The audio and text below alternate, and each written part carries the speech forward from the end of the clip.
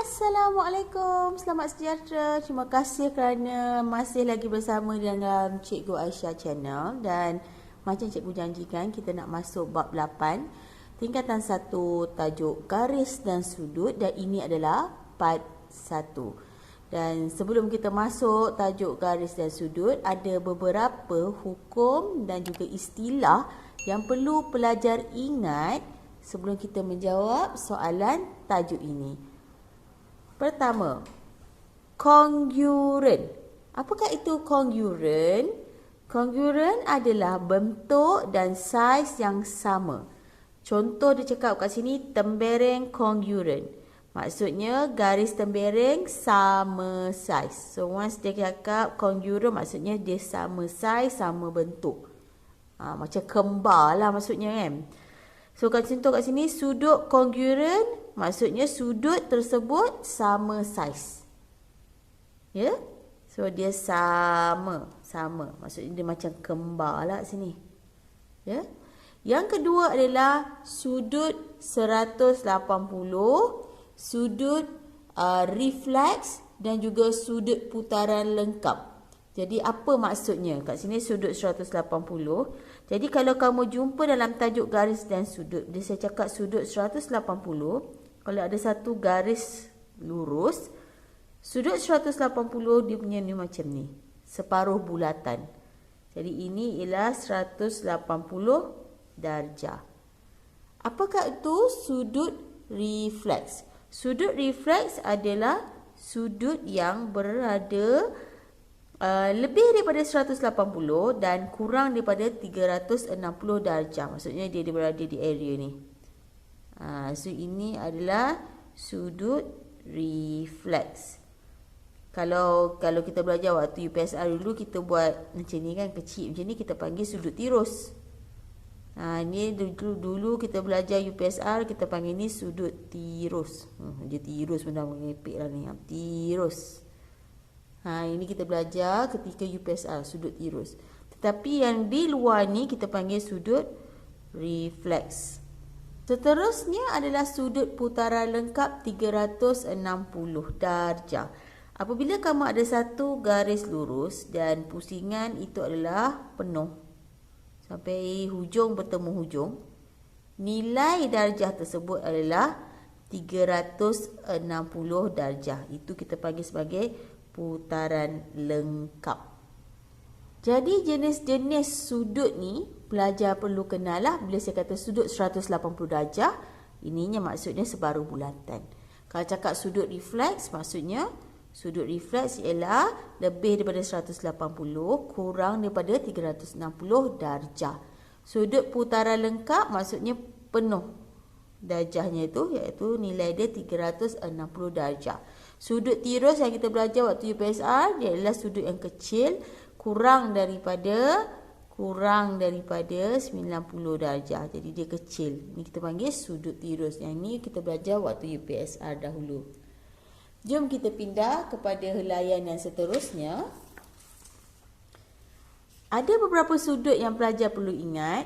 Pertama adalah sudut pelengkap. Apakah maksud sudut pelengkap? Kalau ada dua nilai dalam satu sudut itu, X tambah Y dia akan jadi 90 darjah. Maksudnya kalau kita ada satu garis lurus, kan? Kat sini X, kat sini Y. Kat sini Y. Hasil tambah X dan Y ni, kociknya. Sekejap, kalau kita buat sini, sini X, sini Y. Hasil tambah X dan Y ni nilai dia mestilah 90 darjah. Sekiranya nilainya adalah 90 darjah, maka kita kenal dia sebagai sudut pelengkap. Apabila kamu jumpa satu garis lurus dan dia punya hasil tambah dia X dan Y adalah 180, maka itu adalah sudut pengenap. Dan apabila nilai tersebut X tambah Y berjumlah 360 darjah, Itu dikenali sebagai sudut konjugat. Jadi apa pelengkap, apa itu pengenap, apa itu konjugat, tu yang nak kena ingat sikit lah. Sebab kadang-kadang soalan dia tanya, jadi kita kena kenal pasti. Jom kita tengok contoh soalan untuk bahagian ini. Dalam rajah di bawah, P dan 13 darjah ialah sudut pelengkap. Diberi P dan Q ialah sudut pengenap dan sudut konjugat bagi R ialah 340 darjah. Hitung nilai P, Q, R dan S. Okey, dia suruh cari. So gambar ni kat sini adalah S. Kalau yang tak jelas ni S. Kat sini adalah R. Kat sini adalah Q. Kat sini adalah P. Kat sini 13 darjah. So saya tulis besar sikit 13 darjah. Kat sini 13 darjah. Jadi penyataan yang diberi kat sini, rajah di bawah P dan 13 darjah ialah sudut pelengkap. Difahamkan sudut pelengkap nilainya adalah 90 darjah. Jadi kita faham P tambah 13 darjah sama juga dengan 90 darjah. Sebab kat sini kita tulis X tambah Y. Itu sudut pelengkap, nilai dia mesti 90 darjah. Jadi kat sini dia kata sudut pelengkap, maka P tambah 13 darjah sama dengan 90 darjah. Nak dapat P sama juga dengan 90 tolak 13. 90 tolak 13. Kita dapat 77 darjah. So kita dah dapat kat sini lah.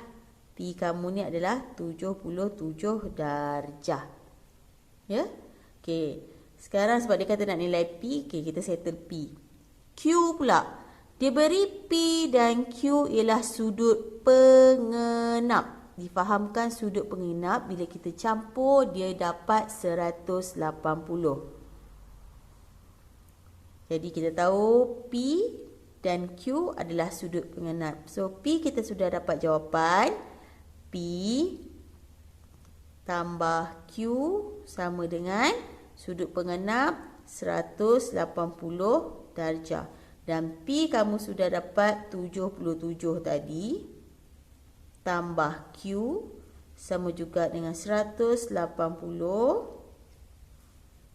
darjah. Ya, dan Q sama juga dengan 180 darjah. 77 ini kita pindah ke sebelah.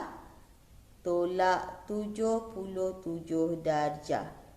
Maka Q awak sama juga dengan 180 tolak 77. Kita dapat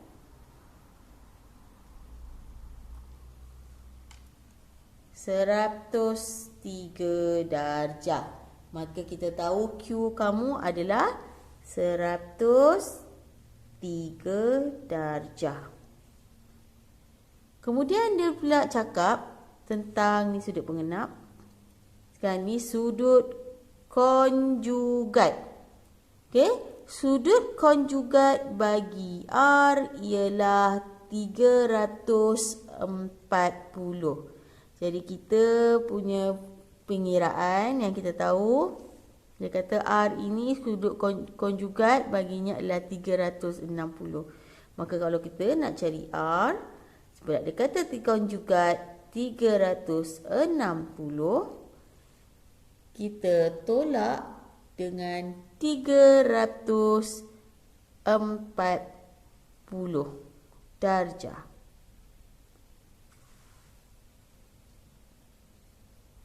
Dan kita dapat 20 darjah.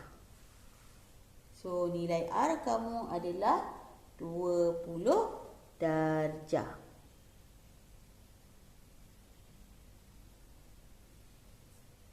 Okay. S pula, macam mana kita nak dapat S? Keseluruhan bulatan nilainya adalah 360 darjah. Sebab tadi kita dah belajar kalau keseluruhan adalah 360 darjah.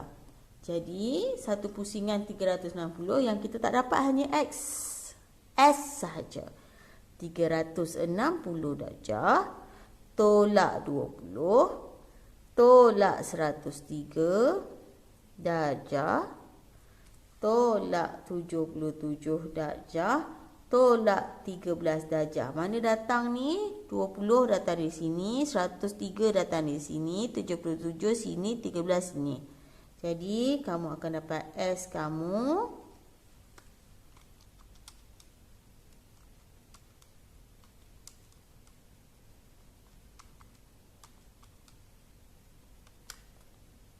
147 darjah. Jadi telah menjawab jawapannya nilai P 77, Q 103, R 20 darjah dan S 147 darjah. Okey, begitu saja untuk tajuk kali ini. Part 1 garis dan sudut. Diharap pelajar boleh faham apa yang cuba saya sampaikan. Pertama ialah maksud kongruent. Kedua ialah jenis-jenis sudut di dalam tajuk garis dan sudut. Ketiga adalah jenis-jenis sudut pelengkap, pengenap dan konjugat. Bagaimana nak cari pelengkap, bagaimana nak cari pengenap dan juga bagaimana nak cari konjugat. Ingat kalau pelengkap 90 darjah hasil tambah. Kalau pengenap hasil tambah 180, kalau konjugat hasil tambah 360. Jadi dalam kes ni, konjugat bagi R dia dah sebut 340, 360 tu terus saja tolak 340 dan kita terus dapat 20 darjah kat sini. So ini jalan kerja yang saya tunjukkan, contoh, dan minta tolong lagi buat latihan untuk bahagian ini supaya pelajar lebih faham. Dan kita jumpa lagi dalam part 2 garis dan sudut. Dan jangan lupa like, share, subscribe channel cikgu. Dan jangan lupa komen sikit dekat bawah. Kalau yang mana tanya soalan, cikgu mampu nak jawab, cikgu sempat, cikgu akan respon. Dan kita jumpa lagi dalam part 2, bab 8 dalam matematik tingkatan 1. Bye-bye.